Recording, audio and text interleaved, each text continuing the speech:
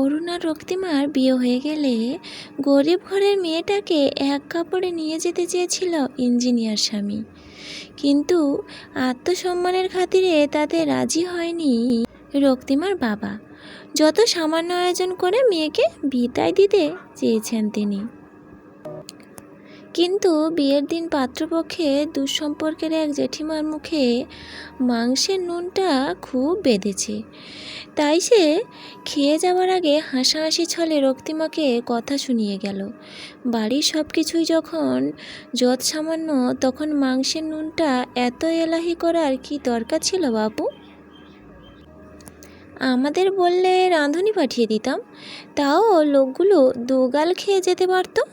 কিন্তু বুদ্ধিমতী মেয়েটি তার বাবার ছলছলে চোখের দিকে চেয়ে হাসি মুখে উত্তর দিল, জেঠিমা, বাবার বহু বছর হকারি করে সঞ্চয় করা অর্থ ঢেলে দিয়ে ঘাম ঝরানো টাকায় আজকের বিয়ের সমস্তটা অর্জন করেছেন।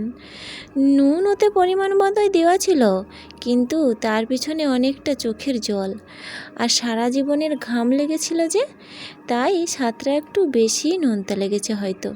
সত্যি তার উত্তর শুনে তার বাবা হাউহাউ করে কেঁদে ফেলল।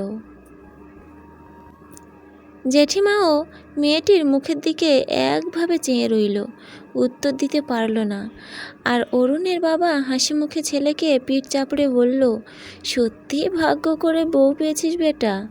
এরকমভাবে বহু বাবা দিনের পর দিন তার সর্বস্ব দিয়ে অন্যের বাড়িতে সুখী থাকতে পাঠায় তার মেয়েকে। তাই মাংসের ঝোলটা যদি নোনতাও হয় কখনো, তবে একটা দিন নয়, মুখ বুঝে খেয়ে নেবেন।